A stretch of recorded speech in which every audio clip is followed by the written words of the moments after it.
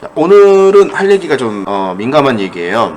민식이법, 일명 민식이법이라고 하죠. 네, 이 민식이법에 대해서 오늘은 얘기를 할 겁니다. 그래서 현재 뭐 정치 관련 얘기도 있고 생각보다 좀 약간 뭐라고 해야 될까 민감한 얘기가 될 수도 있고. 자, 민식이법 이게 뭔가 이거를 먼저 좀 얘기를 좀 해야 될 것 같아요. 민식이법이라는 게 말 그대로 뭐냐면은 2019년 9월 11일에 충남 아산시에서 일어난 스쿨존 사고입니다. 그래서 이제 이 사고로 인해서 사고를 당한 아이, 민식이라는 아이인데요. 이 아이가 사망한 사고로 인해서 이게 좀 되게 대대적으로 이슈가 됐어요. 실제로 부모님께서 막 여기저기 커뮤니티 사이트라든지 이런 데서 막 올려가면서 이 법률 통과시켜달라 이런저런 얘기 많이 하면서 국민청원까지 올라간 상태였고, 올라간 지 3일인가 일주일인가 만에 21만을 달성했어요. 국민청원 동의 21만을 달성을 해서 바로 이제 그 청와대에서 답변까지 나온 그런 얘기고요. 또 더군다나 이게 또 문재인 대통령이 진행한 국민과에 대하에서는 청원을 올린 거를 실질적으로 언급을 하셨습니다. 국민과에 대하여서 이 사건을 실질적으로 언급을 하셨고요. 빠른 조치가 될 수 있도록 노력을 하자. 빠른 처리가 될 수 있도록 뭐 국회부터 시작을 해서 각 행정부처까지 부모님들의 마음을 위로를 해주자라는 이렇게 얘기를 하셨어요. 그래서 실질적으로 법안 발의가 된 게 10월 달인 걸로 알고 있는데 10월 달에 법안이 발의가 되고 2달 만에 국회에서 본회의 통과가 됐습니다. 즉 이제는 법안이 통과가 됐기 때문에 시행만 남았어요. 근데 이제 통상 법안이 통과가 되면 이제 3개월 뒤에부터는 그 법이 시행이 되면서 적용을 받게 된다고 합니다. 적용을 받게 되는데 중요한 거는 뭐냐?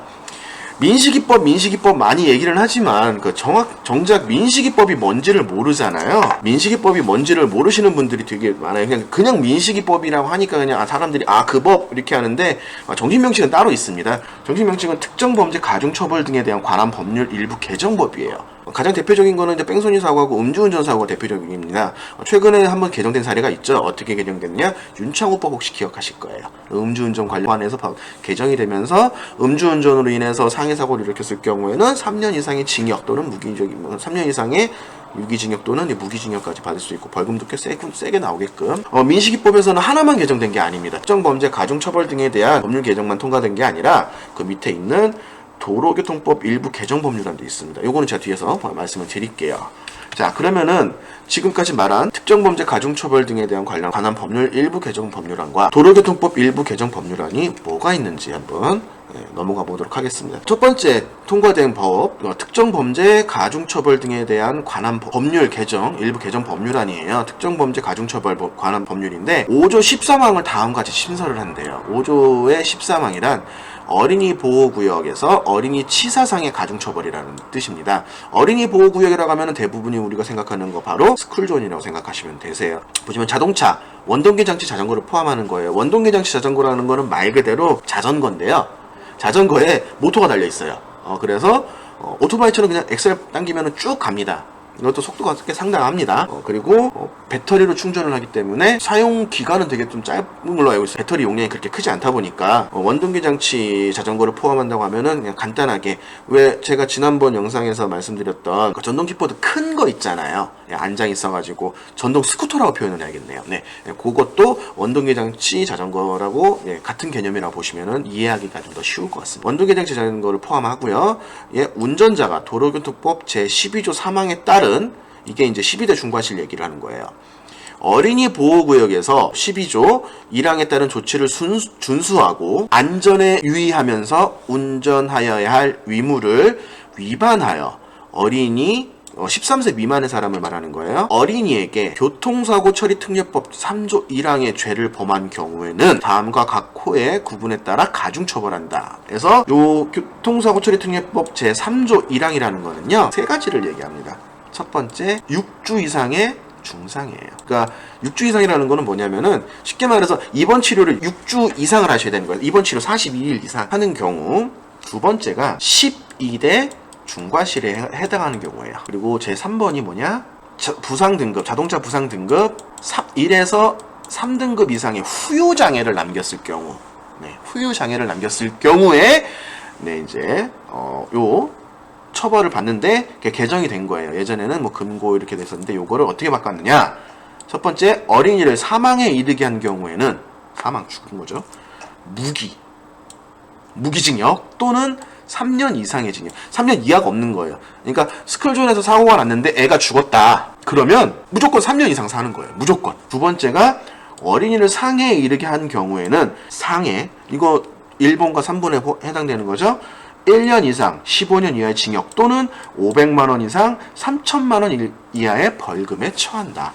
벌금도 지금 오른 거예요. 왜 그러냐면은 도로교통법, 교통사고 처리 특례법상 운전자에게 나오는 벌금은 최대 2천만 원까지였는데 요번에 신설이 되면서 3천만 원으로 올라간 겁니다. 벌금도 오르고 잘못하면 그냥 감옥도 갔다 와야 되는 그런 경우가 생기는 게 바로 이제 요 개정안입니다. 말만 들으면 되게 무서워요. 근데 이제 요 항목이 뒤에 가서 이제 더 설명을 드릴 건데, 요 항목이 지금 되게 찬반 논란이 많습니다. 그러니까 이거에 대한 얘기가 되게 많습니다. 안전에 유의하면서 운전하여야 할 의무, 이거에 대해서 지금 갖은 얘기가 오가고 있는 게 바로 지금 현재. 두 번째가 뭐냐면은 도로교통법 일부 개정 법률이에요. 첫 번째 가항에는 어린이 보호구역에 지방경찰청장, 경찰서장 또는 시장 등에게 무인 교통 단속용 장비, 흔히 말하는 카메라를, 과속 방지 카메라를 얘기합니다. 횡단보도 신호기 등 어린이 안전을 위한 시설, 장비를 우선적으로 설치하도록 의무를 부여함. 같은 한 12조 4항 및 제5항이 신설이 된 겁니다. 두 번째, 차량 정체 시 신호기 또는 경찰 공무원 등의 신호나 지시에 따라 갓길 통행이 허용될 수 있도록 함. 차량 정체 시는 말 그대로 차가 밀리는 거죠. 이때는 신호기 또는 경찰 공무원 등이 나가서 앞에서 이제 교통 정리를 해주는 거예요. 그거에 따라서 이제 갓길 통행이 허용될 수 있도록, 그거를 제외하고 나머지는 이제 갓길 통행이 안 되도록 이렇게 만드는 법안입니다. 세 번째가 대한민국 국적을 가지지 않은 외국인의 경우. 외국인들 경우도 이제 지금 우리나라의 중국인들이라든가 우리나라 F4, F2, F6 이렇게 비자 받아서 오시는 분들이 있잖아요. 취업 비자나 비자로 들어오시는 분들 같은 경우에는 몇 년간 우리나라에 있을 수가 있잖아요. 그 대한민국에 거주할 수가 있기 때문에 면허를 딸 수가 있습니다. 실제로 딸 수 있습니다. 그래도 실제로 면허 가지고 계신 분이 있으세요. 많으세요. 근데 그런 분들은 외국인 등록을 하거나, 이거는 비자 갖고 계신 분은 다 갖고 계세요. 외국인 등록이 면제된 사람, 흔히 말하는 국제 결혼을 해서 이제 부부가 된 케이스는 외국인 등록이 면제가 됩니다. 그냥 우리나라 신분증이 나옵니다. 또는 이제 재외동포의 경우 국내 거소 신고를 한 사람에 대해서만 운전면허 발급이 가능하도록 함인데, 재외동포의 경우 지금 최근 이슈가 됐던 스티븐 류 얘기가 나오죠. 스티븐 류가 재외동포잖아요. 네, 원래는 한국인이었는데 미국 시민권 따면서 군대 쳤다가 이제 한국인이 아니게 된 거예요. 한국 국적을 포기했기 때문에 그냥 미국에 거주하는 한국 동포인 거예요. 신분이 그렇게 이제 정리가 된 거예요. 그래서 국내를 들어오기 위해서 관광비자나 그런 거는 그냥 발급되는데, 국내에서 이제 부동산이라든가 경제활동을 하기 위해서는 F4 비자, 이게 말 그대로 재외동포 국내 거주 비자인데요. 이 F4 비자를 발급받기 위해서 지금 난리를 치고 있는 얘기입니다. 이 얘기는 나중에 기회가 되면 할 거고요. 안 되면 많은 거고.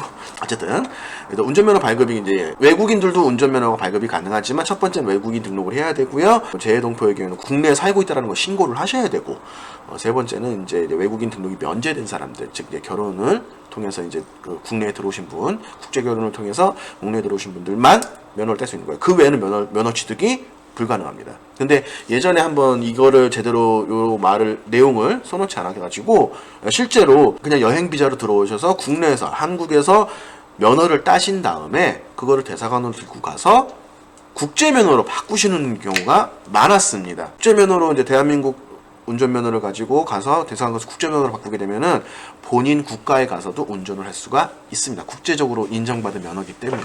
그런 이제 약간 사소한 법의 허점을 이용해서 면허를 많이 따시는 분들이 많아요. 실제로 대한민국이 운전면허 따는 게 굉장히 쉽답니다. 자, 라항, 원동기 장치 자전거를 운전할 수 있는 운전면허를 받지 아니하거나 원동기 장치 자전거를 운전할 수 있는 운전면허의 효력이 정지된 경우, 즉 면허가 없는 거죠, 둘 다. 또는 국제 운전면허증 중 원동기 장치 자전거를 운전할 수 있는 것으로 기재된 면허증을 발급받지 아니하거나, 똑같이 면허가 없다라는 얘기죠.